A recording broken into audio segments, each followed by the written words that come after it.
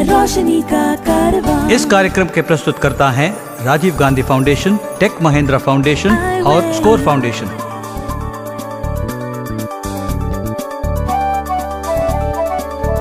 ये है रोशनी, रोशनी, रोशनी का कारवां। रोशनी जो करती है अंधेरे को दूर, रोशनी जो लाती है दिल में नूर, रोशनी जो दिखाती है रास्ता। आई वे, ये है रोशनी का कारवां। नमस्कार, आदाब। मैं हूँ अरशद इकबाल। मैं हूँ सलीमा रजा। आप सुन रहे हैं अपना जाना पहचाना वीकली प्रोग्राम आई वे, ये है रोशनी का कारवां। सलीमा, न जाने क्यों आज ऐसा महसूस हो रहा है कि कहीं कुछ है। मतलब क्या क्या कहना चाह रहे हो तुम? मेरी समझ में नहीं आया। अगर आप को एतराज ना हो तो मैं एक शेर अर्ज करूं। भाई, तुम इतने शेर अर्ज करते रहते हो, मेरे एतराज का तो तुमने कभी परवाह ही नहीं की उसकी, तो अब कर दो। अच्छा नहीं, इरशाद इरशाद। आपको जवाब सीधे भी दे दिया करें मुझे। हाँ? धूप में निकलो, घटाओं में नहाकर देखो। वाह। जिंदगी क्या है, किताबों को हटाकर देखो। सिर्फ आंखों से ही दुनिया नहीं देखी जाती, सिर्फ आंखों से ही दुनिया नहीं देखी जाती, दिल की धड़कन को भी बीनाई बना कर देखो। वाह वाह वाह वाह, क्या बात है अर्शद। दोस्तों, बीनाई कहते हैं नजर को, दृष्टि को, तो वो कहता है कि दिल की धड़कन को भी बीनाई बना कर देखो। वाह, बहुत खूब। क्या अच्छी शुरुआत हुई आज के प्रोग्राम की। तो चलिए इसी रॉ में चलते हैं अपने नेक्स्ट सेगमेंट पर, यानी कि हमारा इंटरव्यू सेगमेंट। मधुबाला शर्मा, जो कि एक इंटरनेशनल कंपनी में असिस्टेंट मैनेजर ऑर्गेनाइजेशनल डेवलपमेंट के ओहदे पर हैं। और दोस्तों, इसी कंपनी में मधुबाला वॉइस एंड एक्सेंट की ट्रेनर भी रह चुकी हैं। जन्म से ही दृष्टिहीन हैं, लेकिन किसी तारुफ की मोहताज नहीं। आज जॉर्ज इब्राहिम के साथ अपनी जिंदगी से मुंसलिक कुछ बातें करेंगी।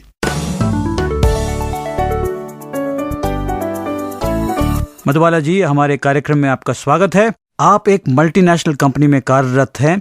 हमारे सुनने वाले जानना चाहेंगे कि आपका काम एक्चुअली क्या है। मैं इस कंपनी में लगभग 2 साल से काम कर रही हूँ और मैंने इस कंपनी में ज्वाइन किया था बतौर वॉइस एंड एक्सेंट ट्रेनर, और अब मैं एक बिहेवियरल ट्रेनर हूँ, जो कि HR में गिना जाता है। ऑर्गेनाइजेशन डेवलपमेंट टीम का काम होता है। मैं लोगों को ट्रेनिंग देती हूँ, जैसे कि मोटिवेशन हो गया, कम्युनिकेशन एंड प्रेजेंटेशन स्किल्स हो गया, तरह तरह की ट्रेनिंग जो उनको ज़रूरत होती है वो ट्रेनिंग मैं उनको देती हूँ। तो आप ट्रेनिंग देते हैं, तो ये बताइए कि ये काम आपने कहाँ से सीखा।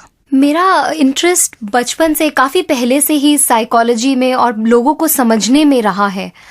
तो मुझे लगता था कि ऐसा ही कुछ काम होना चाहिए जिसमें मैं लोगों को समझकर उनकी नीड्स के ऊपर उनकी हेल्प कर सकूं। और ये अपॉर्चुनिटी मेरे लिए ऑफिस में आई, मैंने उसके लिए अप्लाई किया। और मुझे ये भी लगता है कि इसमें साइकोलॉजी का बहुत बड़ा रोल होता है, क्योंकि जब तक हम लोगों को समझ नहीं पाएंगे, उनके साथ कनेक्ट नहीं कर पाएंगे, उनको उनकी ज़रूरत की ट्रेनिंग नहीं दे पाएंगे। मधुबाला जी, आप दृष्टिहीन हैं, आपके ट्रेनीज सारे दृष्टिवान हैं। आपके चैलेंजेस क्या है और आप इनके साथ कैसे निपटते हैं? चैलेंजेस तो हर जगह आते हैं, हर किसी को फेस करने पड़ते हैं, और 99.9% जो मेरे पार्टिसिपेंट्स होते हैं ट्रेनिंग में वो दृष्टिवान ही होते हैं। और मैं ये आपको बता दूं कि ये सब जो क्राउड जो MNCs में आता है, बहुत ही यंग लोग होते हैं, सब अर्ली 20s में, और बहुत ही mischievous, straight out of the college के मूड में होते हैं। तो एक तो उनको लगता है कि इसको चीट करना बहुत आसान है, हम ट्रेनिंग से निकल जाएंगे रूम से, पता भी नहीं चलेगा। तो मैं अपने ईयर्स को ओपन रखती हूँ और सुनती हूँ कि क्या हो रहा है रूम में, और इंडिकेट कर देती हूँ। जैसे ही मैं इंडिकेट करती हूँ कि मुझे पता लग रहा है, और मैं अपनी आईज के इशारे से उस तरफ देखती हूँ जिस तरफ से मुझे मूवमेंट की साउंड आती है, तो उन्हें पता लग जाता है कि इनके साथ पंगा नहीं लेना। और दूसरी बात एक मैं ये करती हूँ कि ग्रुप को चार्ज दे देती हूँ कि आप ही की ये ट्रेनिंग है और आप ही ने इसे सक्सेसफुल बनाना है, तो उन सबको अपना सेकंड आई बना देती हूँ। तो अगर 10 लोग हैं एक ट्रेनिंग में, तो मेरी 20 आंखें हो गई। आप जन्म से दृष्टिहीन हैं, आपके बहन भी दृष्टिहीन है। हम जानना चाहेंगे कि आपके प्रति और आपके बहन के प्रति आपके पेरेंट्स का रुख क्या रहा। मेरे पेरेंट्स ने तो हर स्टेप पर हमें सपोर्ट किया, मुझे, मेरी सिस्टर को, और कभी भी हमें ऐसा महसूस नहीं होने दिया कि हम किसी से कम हैं। उसी की वजह से हमें ये कॉन्फिडेंस है, जितना भी कॉन्फिडेंस है आज। बहुत सी मेमोरीज हैं। हम और बच्चों की तरह शरारती थे, जैसे और बच्चे शरारती होते हैं। मैं तो बेड के नीचे कभी छुप जाया करती थी, मम्मी अगर कभी पीछे डांटने के लिए आए तो सीढ़ियों पे भाग जाती थी, बहुत शैतानियां करती थी। तो बचपन में आपने काफी बदमाशी की है। तो अभी हम सुनते हैं आपके पसंद का कोई गाना। धूम मचा ले, धूम मचा ले, धूम धूम धूम। Dance number. It's been a long time since I had up. Pick up a microphone and get fat up. Making everybody understand the chat up. The 9-5 skills on the 9-5 paper. They can get lost. Doom, doom, come light my fire. Doom, doom, let me take you higher. Doom, doom, I wanna feel that burning.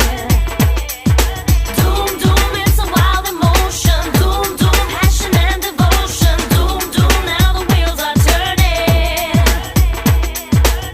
Move your body close to mine now. Let me feel your love is divine now. Together we'll explode and we'll go boom, boom, boom. Doom machale, doom machale. Doom machale, doom machale. Doom machale, doom machale. आपकी रुचि जो नाटक में है, mimicry वगैरह में है, ये कैसे हुआ, कब शुरू हुआ? इसकी शुरुआत तो मेरी बचपन से ही हो गई थी। मुझे याद है जब मैंने NAB ज्वाइन किया था, मैं शायद 3 या 4 साल की रही होंगी। तो NAB में, national association for the blind में, ऐसे बहुत से कल्चरल इवेंट्स हुआ करते थे और मुझे एक्टिंग करना बहुत अच्छा लगता था। इनफैक्ट मुझे तो इतना यहाँ तक याद है कि लोग अपने डायलॉग्स भूल जाया करते थे प्ले में और मैं पीछे से प्रॉम्प्ट करती थी 4 साल की उम्र में।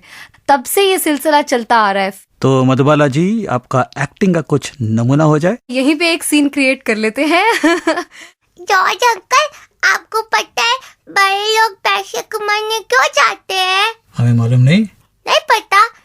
पता है, जो बच्चे होते हैं ना, उनको चॉकलेट बहुत अच्छी लगती है और डॉल्स भी अच्छी लगती है।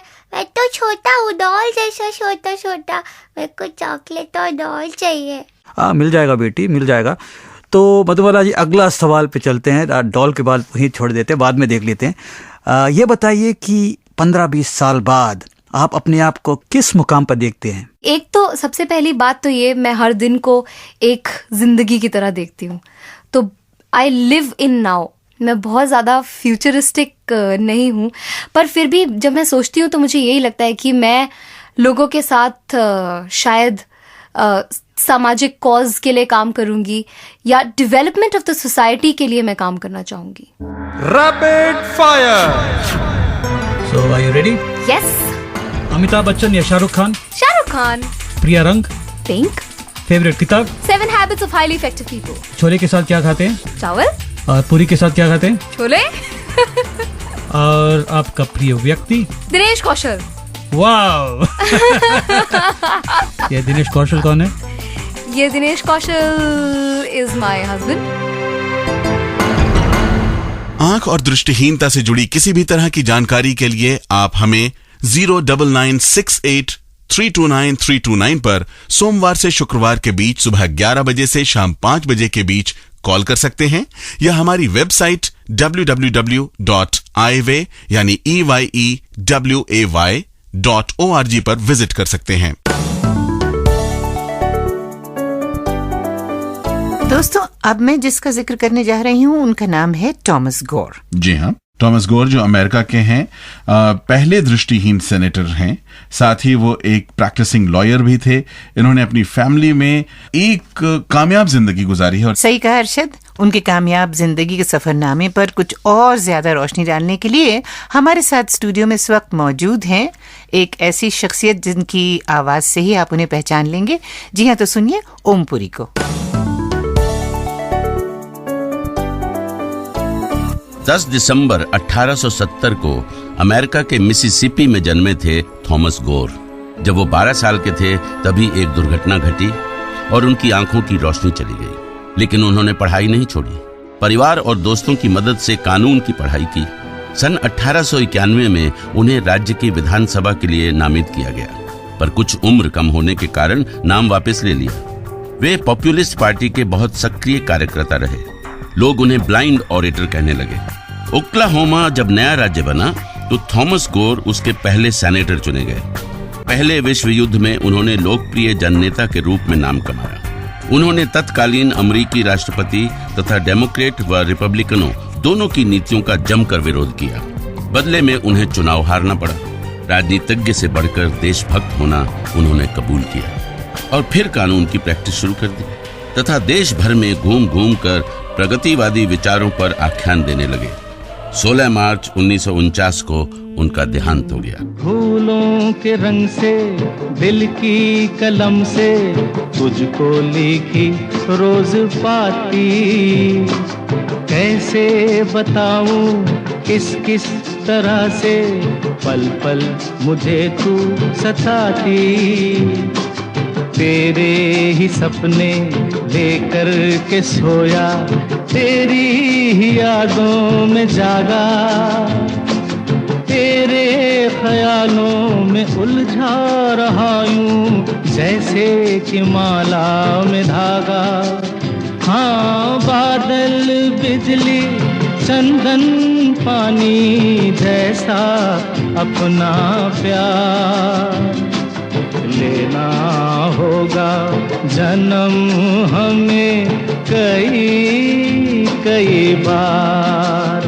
हाँ, इतना मधुर इतना मधुर तेरा मेरा प्यार लेना होगा जन्म हमें कई कई बार। हर बुधवार की शाम को 9 बजे विविध भारती के इसी स्टेशन पर आप सुन सकते हैं हाईवे, यह है रोशनी का कारवां। हम में से कुछ लोग तो जानते हैं कि रेलवे के जरिए दृष्टिहीन लोगों को रेल के किराए में रियायत दी जाती है, कंसेशन दिया जाता है। और कुछ लोग ऐसे भी हो सकते हैं जिन्हें यह बात नहीं मालूम हो। और इसी बात को जहन में रखते हुए हमने ये सोचा कि क्यों ना आज इसी मुद्दे पे बातचीत की जाए एक एक्सपर्ट के साथ, और हमें अपने जितने भी लोग ऐसे हैं जिनको इन परेशानियों से गुजरना पड़ता है उनको अवगत कराया जाए, उनको बताया जाए कि उनके लिए क्या क्या चीजें मौजूद हैं, कौन कौन सी सुविधाएं मौजूद हैं। तो आज इंडियन रेलवे के CPRO यानी chief public relation officer Rajiv Saxena है हमारे साथ। वो इस बारे में जानकारी देंगे। What a good idea, Arshad. ऐसा कभी कभी सुनने में आया है कि जब कोई दृष्टिहीन व्यक्ति रेलवे के जरिए दी जाने वाली रियायत या टिकट लेने जाते हैं तो उस वक्त और कभी कभी सफ़र के दौरान में भी ऐसे लोगों को कुछ परेशानियां उठानी पड़ती हैं। वैसे तो हम में से बहुत से लोगों को ट्रेन के सफ़र में परेशानियां उठानी पड़ती हैं, लेकिन खैर हम ख़ास तौर से उनकी बात कर रहे हैं।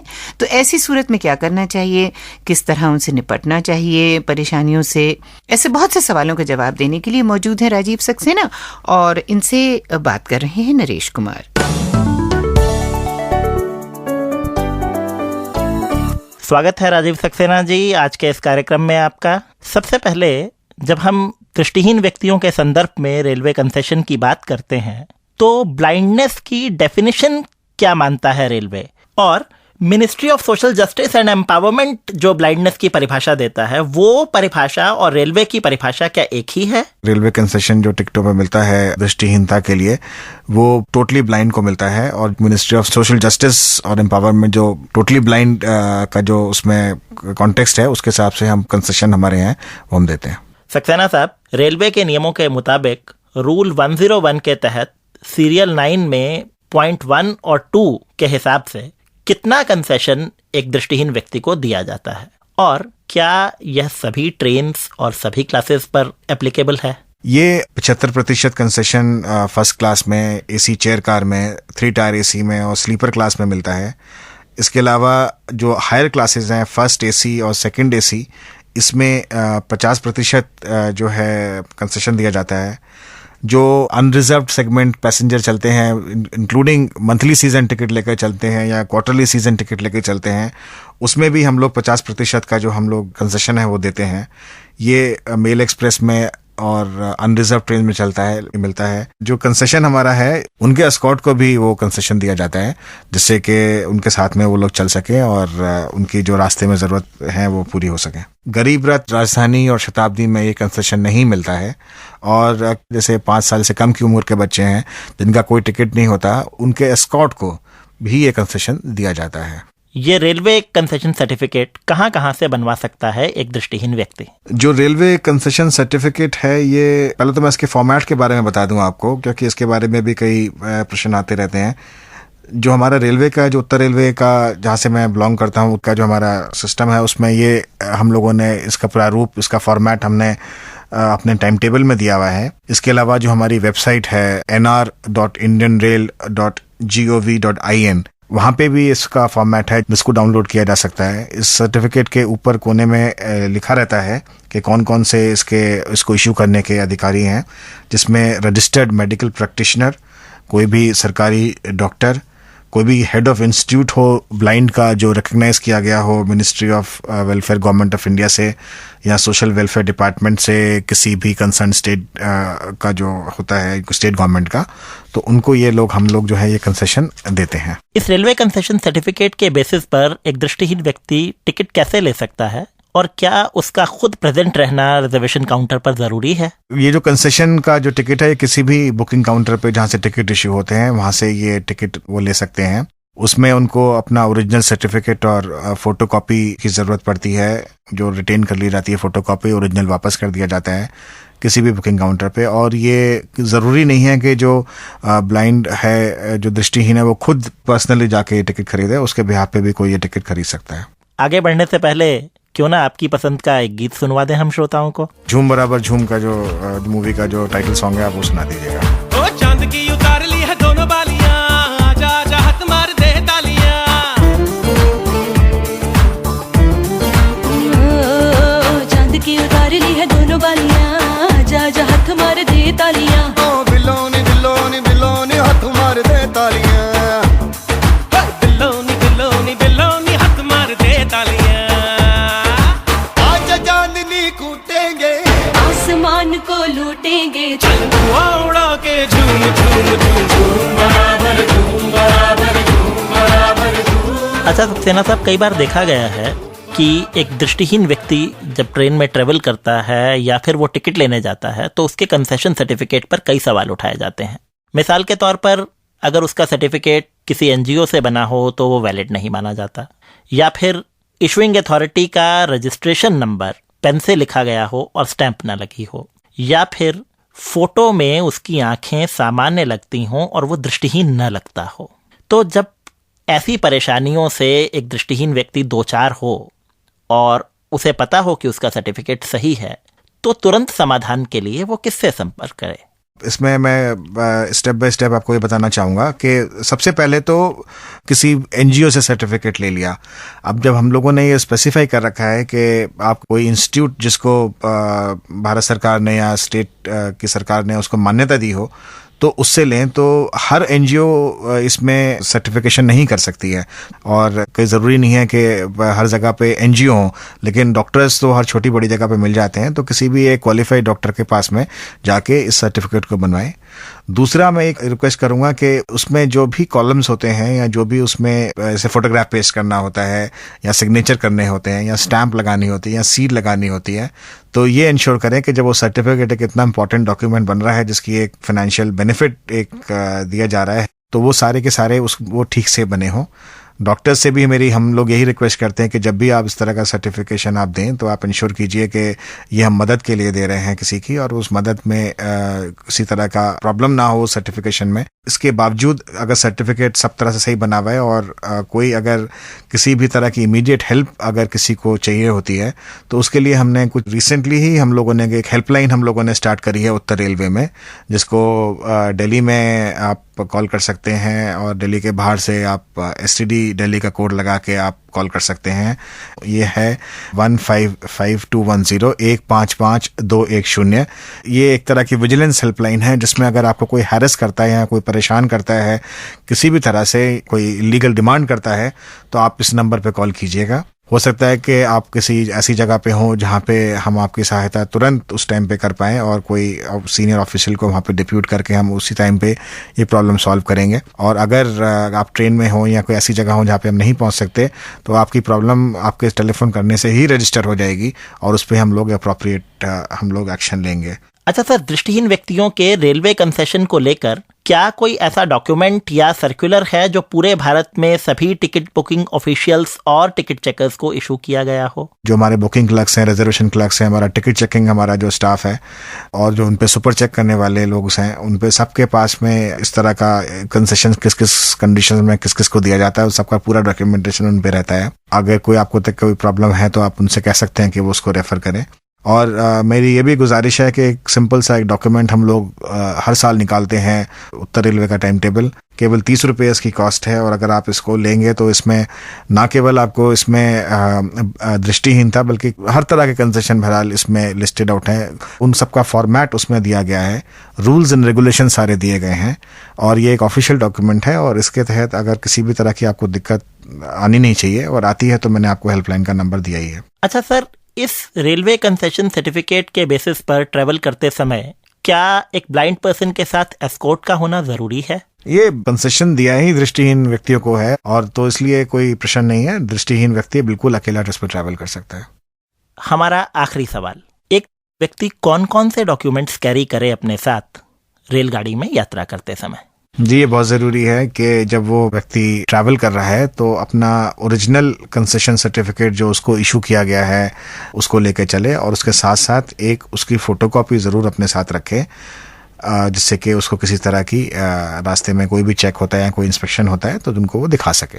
शुक्रिया सक्सेना साहब, हमें इतनी महत्वपूर्ण जानकारी देने के लिए। और हम अपने श्रोताओं को यह भी बता दें कि अगर वो रेलवे कंसेशन सर्टिफिकेट का फॉर्मेट या फिर रूल 101 की कॉपी चाहते हैं तो वो हमसे बिना हिचक संपर्क कर सकते हैं।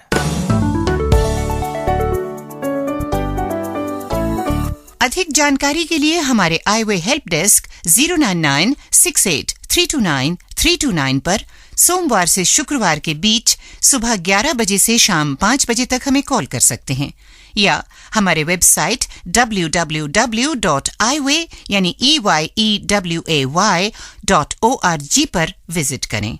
लीजिए सलीमा जी, फिर वक्त आ गया। काहे का क्या, आपके सुनने वालों के बीच आपको सुरखरू बनने का बहुत ही क्यों न हो अरशद, मैं अपने सुनने वालों से बेइंतहा प्यार जो करती हूँ। लो कर लो बात, तुम मैं ना करता क्या भाई? नहीं भाई, अफो अब तुम नाराज मत हो, ऐसी बात नहीं है। बात यह है कि हम सभी एक दूसरे से बेइंतहा प्यार करते हैं, ठीक है ना? आप जनरलाइज मत कीजिए इस बात को। अरे भाई, मैं तो ये कह रहा था कि जल्दी से पूछे गए सवालों का जवाब हम बताने वाले हैं इस एपिसोड के नंबर, और आपको खासी दिलचस्पी होती है इसमें, इसलिए हमने ऐसा कहा था। जी, जो हुक्म हो जनाबे आला। तो दोस्तों, हमारा एपिसोड 8 का सवाल था। मैं बोलूंगा। बोलो। अगर कोई व्यक्ति या कोई इंसान सफेद छड़ी लेकर चल रहा हो तो इसका मतलब क्या हो सकता है? आपके अलग अलग ऑप्शंस हैं।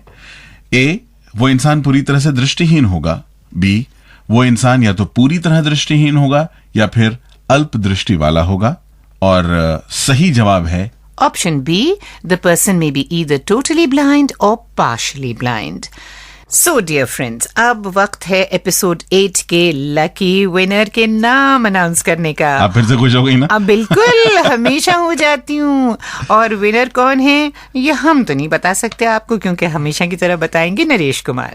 बहुत सारे जवाबों में से केवल 24% लोगों के ही उत्तर सही थे और पोस्ट कार्ड द्वारा सही जवाब भेजकर लकी ड्रॉ में जो इनाम के हकदार बने हैं वो हैं शाहिद भाई यकूबुल्ला, ग्राम मोसाली, पोस्ट मोतिया, सूरत, गुजरात से।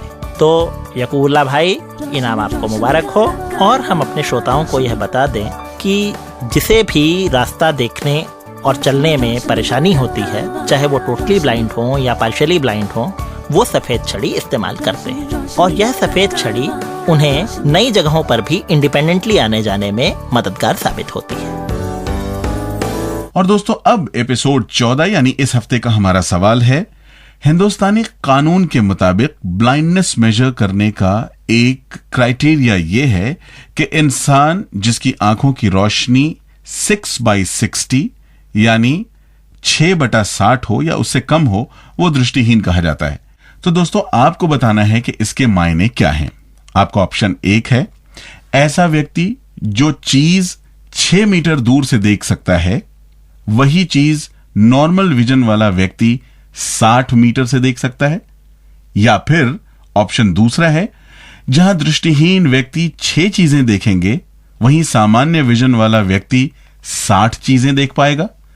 या फिर ऑप्शन तीसरा है यह डॉक्टर के जरिए दिया गया चश्मे का एक नंबर है। So broadly speaking, as per one of the 3 criteria given in the Indian law, a person having vision 6/60 or less is considered blind. So what is the meaning of 6/60 in the context of eyesight? Your options are A. Such a person would see an object from 6 meters, what a normally sighted person could see from 60 meters with the same degree of clarity. B. Such a person would see 6 objects while a normally sighted person would see 60 objects. And C. This is the power of the glasses given by the eye doctor. और याद रखिए कि जवाब भेजते समय अपना नाम, पूरा पता और एपिसोड नंबर जरूर लिखें, वरना आपकी एंट्री वैलिड नहीं मानी जाएगी।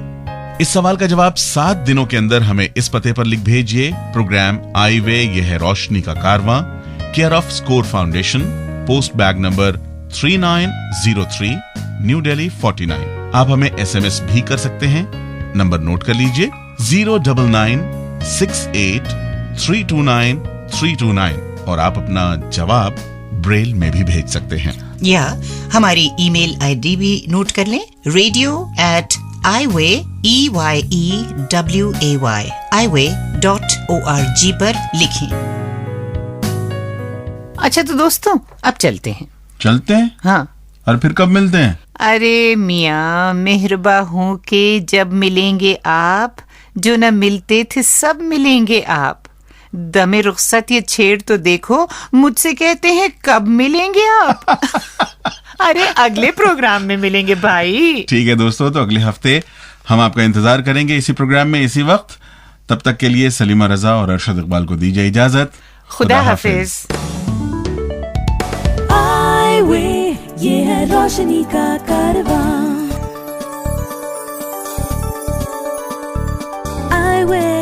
इस कार्यक्रम के प्रस्तुतकर्ता थे राजीव गांधी फाउंडेशन, टेक महिंद्रा फाउंडेशन और स्कोर फाउंडेशन। ये है रोशनी, रोशनी, रोशनी का कारवां, रोशनी।